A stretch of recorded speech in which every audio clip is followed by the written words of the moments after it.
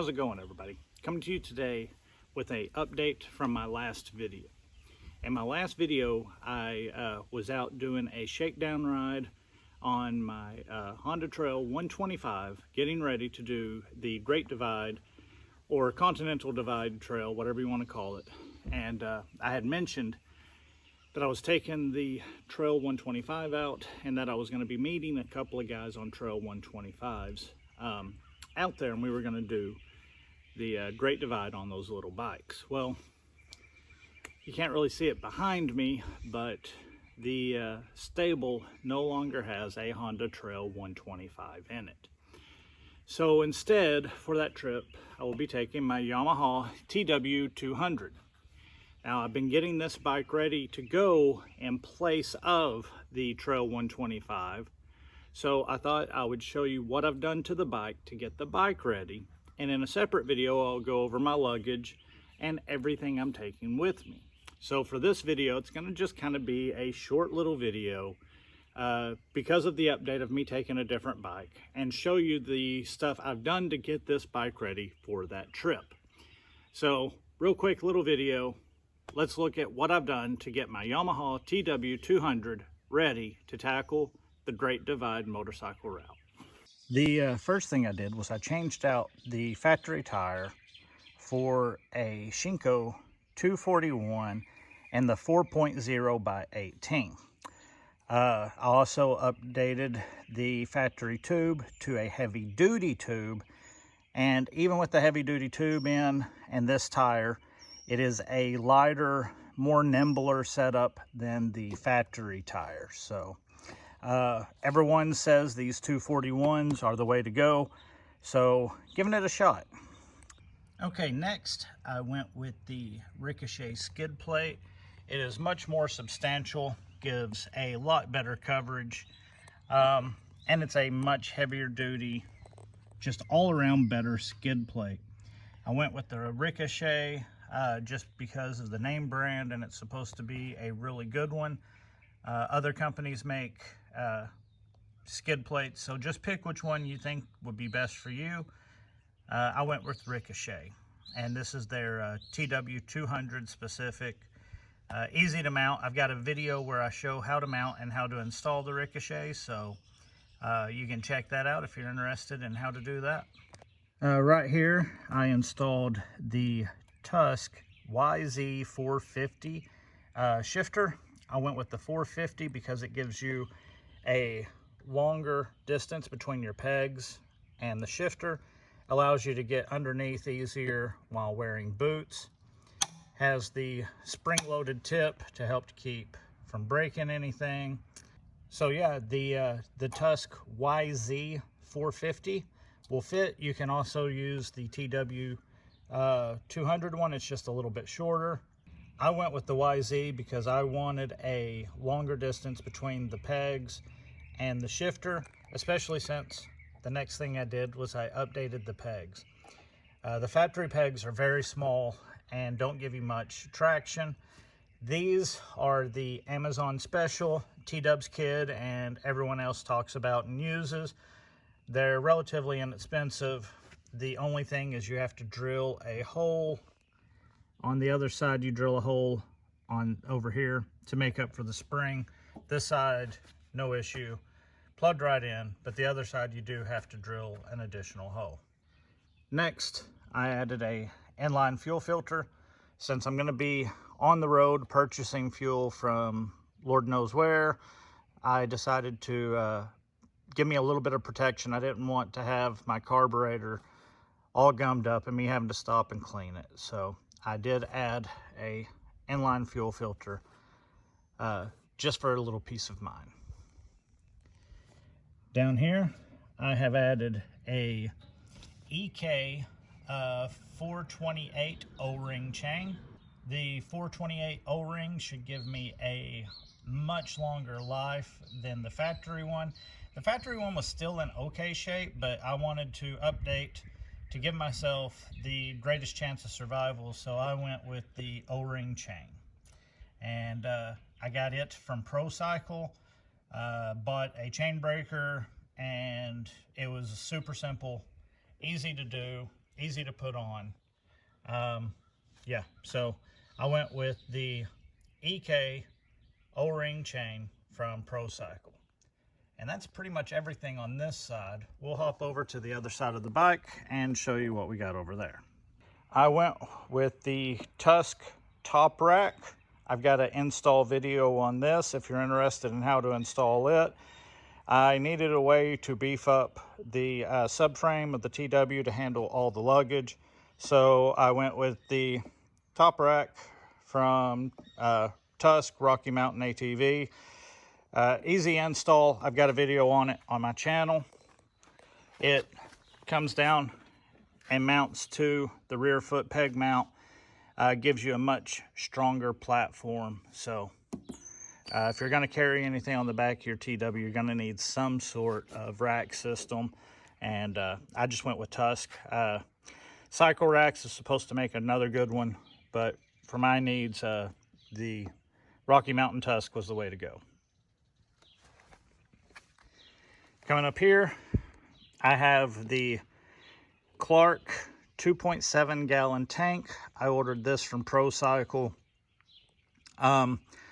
Pretty straightforward, pretty simple install. Run your bolt through hole in the frame there and adjust down here on the back and attach your fuel line. That was pretty much it. The fairing here on this side, the hole does not line up properly with the tank. So I just cut the tab off of this fairing. As you can see, the strap for my tank bag holds it in place. It's not going anywhere. So, yeah, that is an issue on the Clark tank, that this side does not plug in, but not a big deal if you've got a tank bag or if you've got something that's going to be holding that in. Coming on up, I've got the double take mirrors on both sides. These are their adventure mirrors with the 6-inch round arm. I run these exact same ones on my DR650. I just took them off of the DR and mounted them onto this one. I've also tried out these little mirrors from Double Take. They work okay, but obviously not as good as this. And since I'm going to be riding to the trail, riding up the trail, and riding home from the trail, I wanted something that would give me a little bit better sight picture while I'm on the road. So the Double Take mirrors. And next, ProCycle TW200. This is their dash kit. You get 2 switches and a dual power USB. You got 2 USB ports. Allows you to run whatever you need. This one comes pre-wired. This one's not. So if you want to run the second switch, you'll have to do the wiring on it. Everything else came pre-wired. Hook up your power and your ground, and these two become good to go. Like I said, you would have to rewire that one.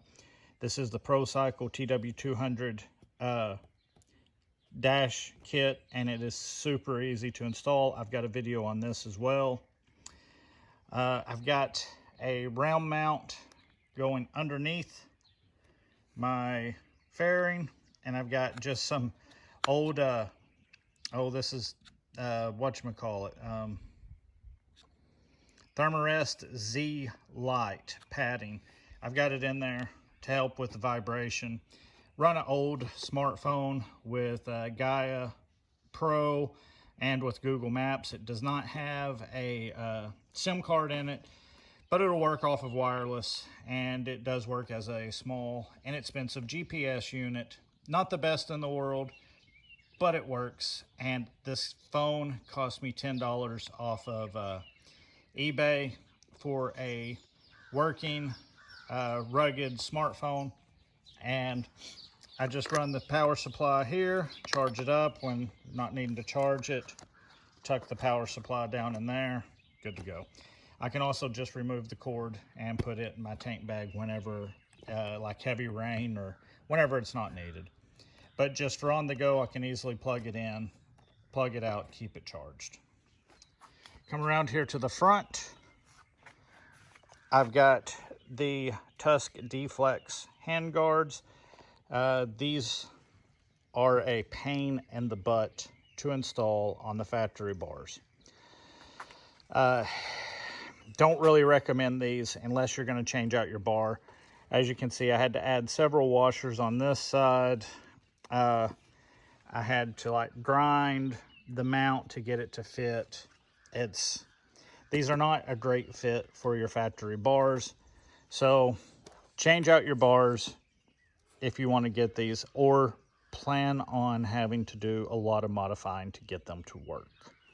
It's not a big deal. They're solid now, but it was a pain. Did not really enjoy the install of these Tusk handguards from Rocky Mountain ATV. If I do it all over again and I had time and money, I would go ahead and upgrade my handlebars, and I would get a set of risers. Just order the whole kit from ProCycle. That would be the way I would go, and then easily just put this on. So if I had money and time, the ProCycle, I think they call it their, oh, what do they call that? It's the ProCycle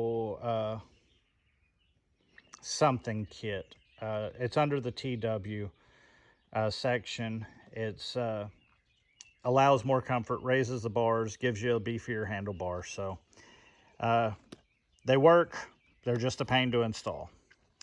And the very last thing, come down here, I've got these Alpina lights I installed.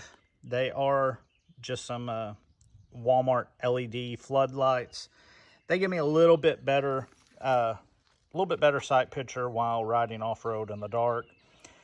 Being a floodlight, it lights up really well right in front of the tire, and gives me a little bit of added depth. If I had it to do all over again, if I could find the exact same size, I would get probably one flood and one spot and aim the flood down further and the spot out further to kind of open it up more.